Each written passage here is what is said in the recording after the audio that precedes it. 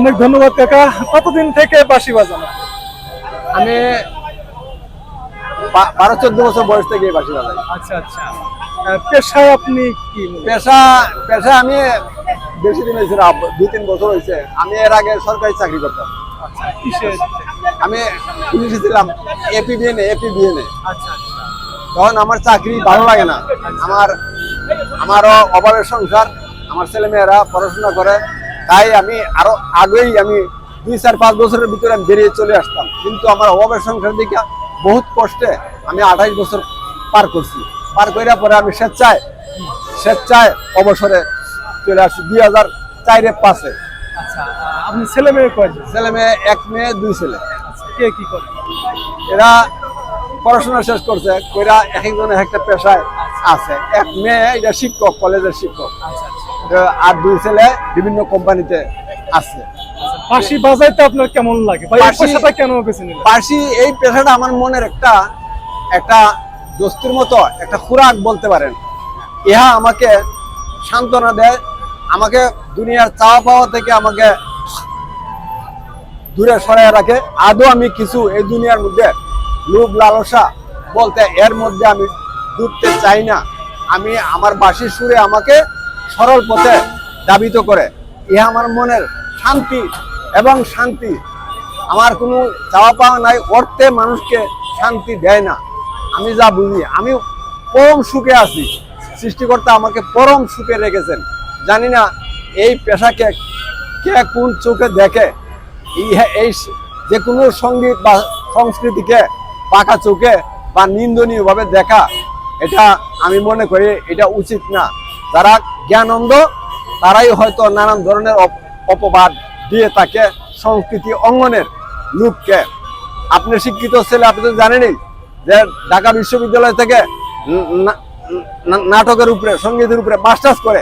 তাইলে আমি আর বিশ্লেষণ করে বুঝাইতে পারবো না যে ইহার যে কত কদর, যারা বুঝে তাদের কাছে কদর আছে।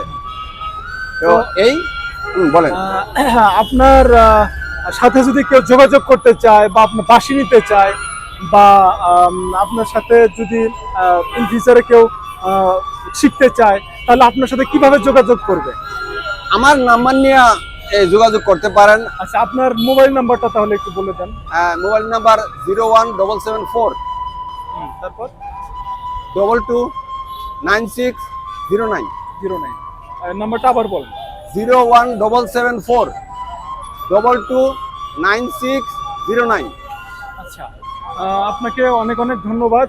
আপনার এই শিল্পী মন, আপনি একজন শিল্পী, এই শিল্পী মন বেঁচে থাকুক হাজার বছর। যুগে যুগে যারা শিল্পীরা অবহেলিত হয়েছে, যুগে যুগে শিল্পীরা যে বঞ্চিত হয়েছে, আশা করব যে ভবিষ্যতে শিল্পীদের সঠিক মর্যাদা দেওয়া উচিত। আসলে শিল্পীদের মন হয় খুব নরম সব। এ ব্যাপারে আপনার কি বলার আছে? আমি এই ব্যাপারে আমি 100% আমি একমত যে সকল সংস্কৃতি অঙ্গনের লোককে তাদেরকে অগ্রগামী হওয়ার জন্য ব্যক্তিগত বা সরকারিভাবে তাদেরকে মানে এই সুব্যবস্থার মানে সুযোগ দেওয়া হোক, যা মানুষকে, সারা দেশের মানুষকে এবং বিশ্ববাসীকে এই সংস্কৃতির মাধ্যমে, যেমন বাংলাদেশে যারা গুণীজনেরা আছেন তাদের খ্যাতি যেন ছড়াইয়া পড়ে সারা বিশ্বে। যেমন শাহ আব্দুল করিম, ফকির লালন শাহ, তারপরে কবি জালালউদ্দিন, তারপরে এই উকিল মুন্সি, তারপরে পারি সিদ্দিক, এই ধরনের, তারপরে বিজয় সরকার, এই ধরনের গুণী ব্যক্তিদের গুণ এবং তার কথার কি মূল্য সেটা যেন সারা বিশ্বের মানুষ বুঝতে পারে, জানতে পারে। তাইলে আমাদের দেশ, আমরা নিজের ব্যক্তিগতভাবে আমরা উপকৃত হব, সারা দেশের জন্য আমরা ধন্য হব, আমি মনে করি। আচ্ছা, অনেক ধন্যবাদ। আপনার এই হাতের যে বাঁশিটা, এই বাঁশিটা আপনার সম্মানার্থে কিনে নিতে চাই। এই বাঁশিটার দাম আমি আপনাকে কয় টাকা দেবো বলেন? আপনি যত চাবেন আমি ততই দেবো, ঠিক আছে? সর্বমোট আমি আপনার হাতে কি বলবো, আইডা আমাকে কিছু ইয়ার স্বরূপ ভিডিও করছেন, এই হিসেবে আমি 500 টাকার ইয়া করি আর কি। আচ্ছা, আমি আপনাকে 500 টাকাই দেবো। হ্যাঁ, বাঁশির দাম আছে যা তার চেয়ে অনেক বেশি, সেটা আমি দেবো আপনাকে সম্মানার্থে।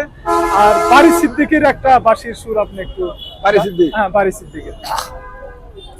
ধন্যবাদ আপনাকে। আমি একটু আগে আমি উল্লেখ করেছিলাম বাড়ি সিদ্দিকের কথা। যেমন আমার বাড়ি সিদ্দিকের বাড়ি যে অঞ্চলে, আমার বাড়ি সেই তার একটু পূর্ব দিকে সুনামগঞ্জের ভিরাই। এই এলাকার লোকেরা হাওর অঞ্চলের লোক। যেমন হাওর যেমন বড়, এই এলাকার মানুষের প্রান্তিক এলাকার মানুষের মনও তেমন বড় আমি মনে করি। যার প্রমাণ এই গুণীজনেরা এই দেশ বিদেশে তার প্রমাণ রেখেছেন। তাই আমি বাড়ি সিদ্দিককে সালাম করে আমি ওনার একটা গান আমি বাজাই। যেমন এই গানটা হইল আশার ভাইয়া বাসা পানি রে।